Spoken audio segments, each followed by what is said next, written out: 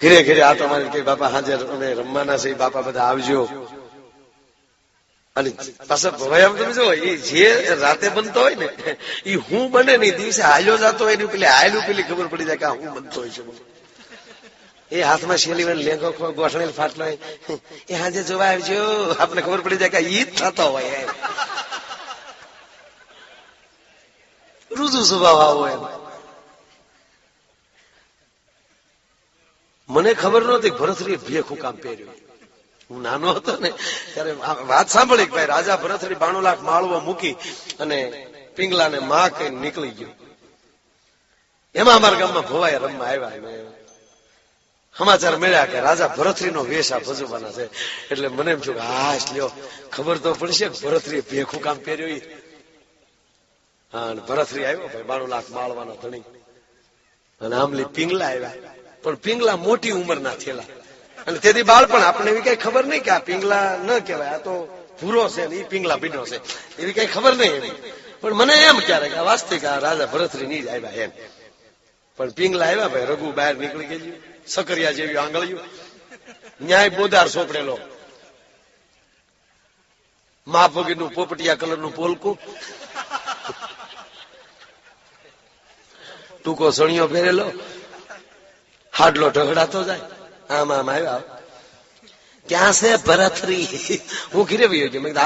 આવી પિંગલા હોય ભરથરી ભેખ જ લઈને બીજું કરે હું? આમાં આ પિંગલામાં ભરથરી કેમ રે? 92 લાખ હું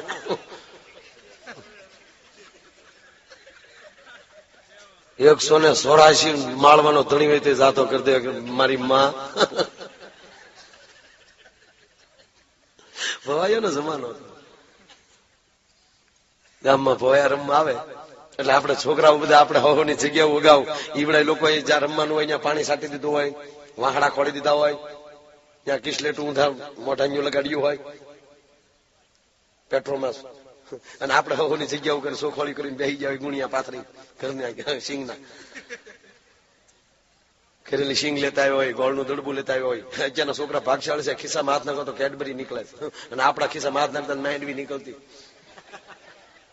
અહીંયા મીણ સોટાડતા મીણ. હે સાહેબ કોક ગાય દેતું તો હું લેતા દે લે દે દે દે.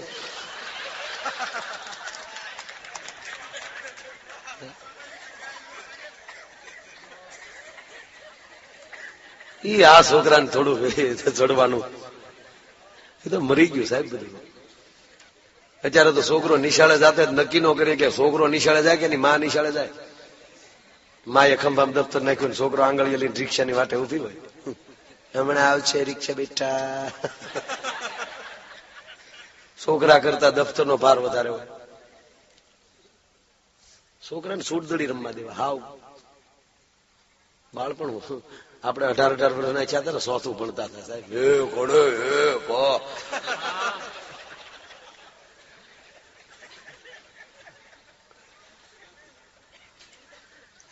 ભવાય એ જગ્યા રાખી હોય ને એ પછી ગામના પટેલ શેર વાણિયા જે મેન મેન હોય ગામના દરબારી આ બધા આગળ જગ્યાઓ થઈ ગયું હોય.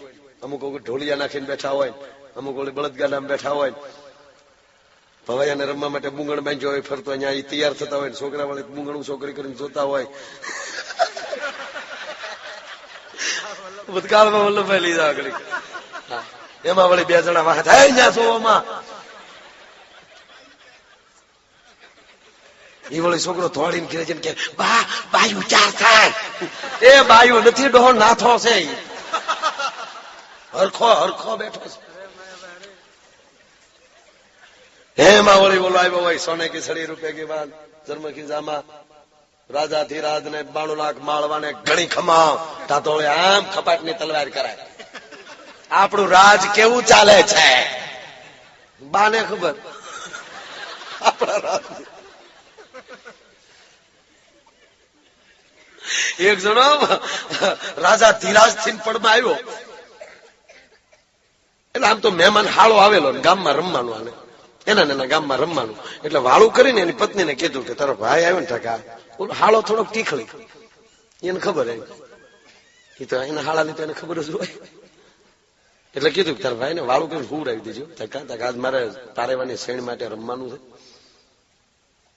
તારા ભાઈ ને હુવડાવી દેજો. તો કઈ વાંધો નહીં, વાળું કરીને ઓલાને હુવડાવી દીધો. પણ ગામમાં જ રમે ને અડધીક રાતનું ટાણું છું ને ઓલાને જગાઈ ગયું અને પાછળ ઉભેલો અદબ વાળીને અને પોતાનું જ બનાવી આવ્યું 92 લાખ માળવાનો ધડી થઈને. પ્રધાનજી આપણા રાજમાં કોઈ દુખી ઓલે ન્યાલી રાઈડ નાખી, જી નામદાર. ઓલો તો વેશભૂષામાં આવી ગયેલો, એને ખબર નહીં કે હાળે છે આવ્યો. એને તો એમ કે પ્રજાજનો ફરિયાદ કરી રહ્યા છે, કોણ છે હાજર કરો, શું તકલીફ છે? તાકે મને તકલીફ નથી, પણ તમારા માં વગર સાણા ઓલા વગર સપના સાણા વીણે ધણહેરમાં માના સંપૂર્ણ બંદોબસ્ત કરો. નાટકની જગ્યાએ હાળો બનાવી બધો બેઠા. બોલો, નાટકમાં નાટક થતા, એમ ન થતું એમ નહીં. એમ કે ને પ્રધાનજી દાસી શું કરે છે? તાકે બતીને હવા ભરે છે.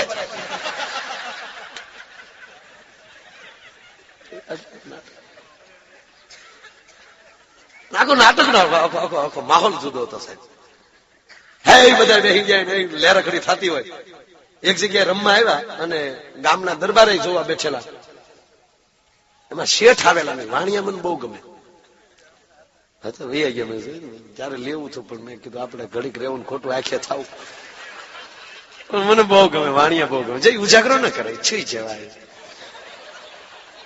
એ આમ બહુ સારા. વાણિયાને ઘીરે રાખે ચોર આવ્યો, એટલે દિવાલ ખોદતો હતો ચોર. એમાં એના પત્ની જાગી ગયા. શેઠને જગાડે, જાગો ચોર. શેઠ કે હુઈજા સની મને, એ તો એનું કામ ઈ કરે, આપણે હુઈજા. ચોર આવે ત્યારે અવાજ ન કરાય, હુઈજા લે. અરે કે પણ દિવાલ સુઈએ જાને, મારે નહીં હો, આઘે હાથ આમ કરે, સુઈએ જાને. હાથ નો ગાલે હાથ નો ડરે. હવે દૂજ્યું સુધારતા હોય તે જાણે એને ખોટું ન લાગે, હળવડું સાલ્યું ઉતારતા ઘા થોડા કરીએ. સુઈએ જાને. શેઠાણ કે આપણા બાપનું હું જાય કાયર હાવ. નગર થેલીમાં પાહેરી લઈને ન નાખી, કોથળો જ મારી કોથળામાં પાહેરી હતી પાછી. શેઠાણી હોઈ ગયા. શેઠ ઉભા થયા. જે જગ્યાએ દિવાલ ખોદાવાનો અવાજ આવતો હતો ત્યાં પાઇપલાઈન ઉભા રહ્યા અલંગનું. અને ઓલે જેવું બાખું પડ્યું, હોલ ઇન ધ વોલ.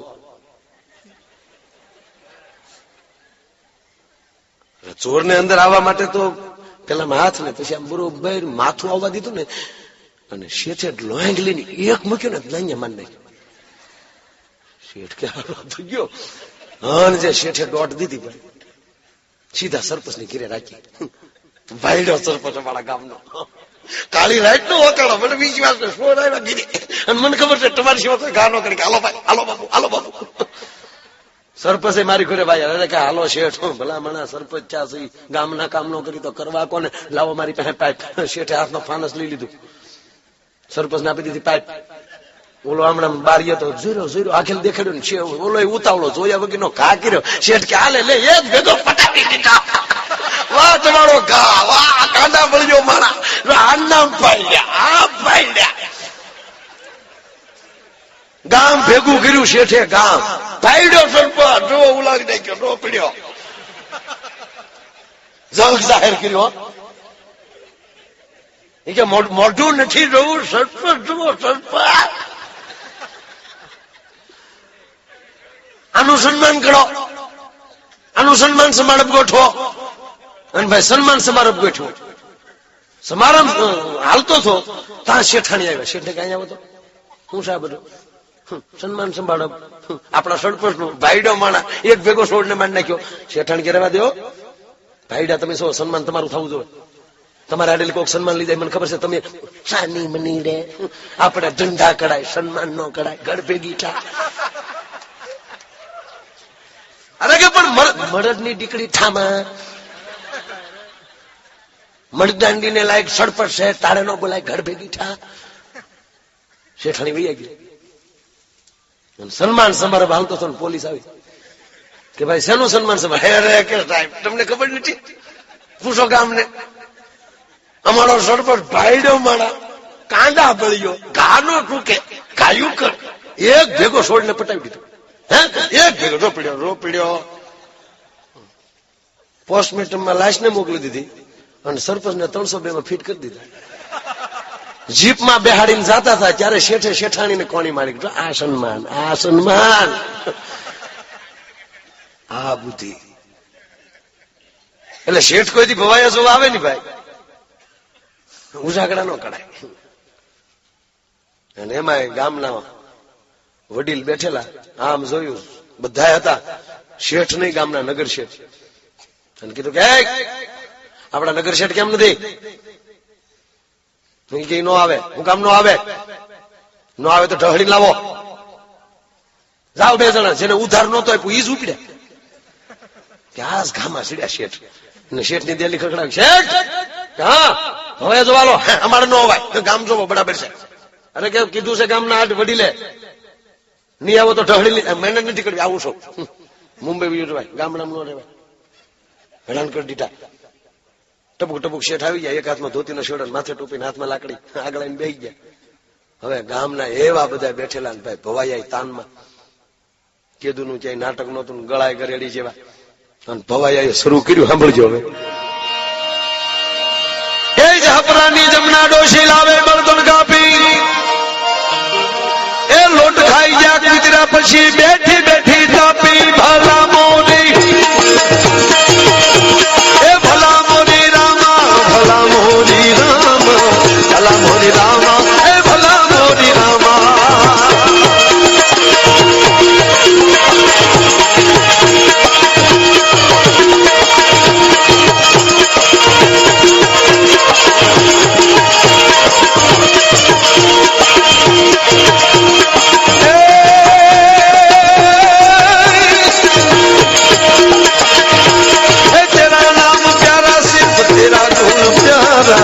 ભલા મોરી રામા, હે ભલા મોરી રામા, ભલા મોરી રામા, હે ભલે હાલ્યો. તા ગામના સરપંચે કીધું કે 101 રૂપિયો ગામના સરપંચ નો. એ ભલે બાપુ ને ભલે, પેલા પેલા મેળવો પછી આપે દઉં. એ જીજીઓ જીઓ રે, એ પેલા પેલા મેળવે પછી આપે દાણો. 71 પરિયા ઓધરે કશે જાના કલ્યાણે. ભલા મોરી હે ભલા મોરી રામા, ભલા મોરી રામા, ભલા મોરી રામા, હે ભલા મોરી રામા.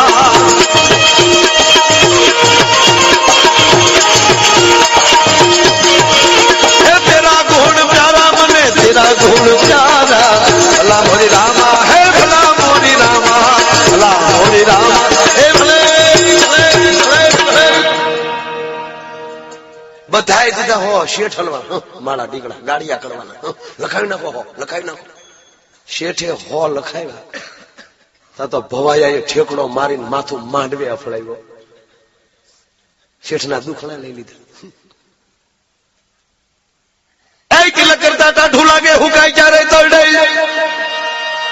એ લાકડી વિનાનો લોટે જાય તો નક્કી કુતરા કરડે. ભલા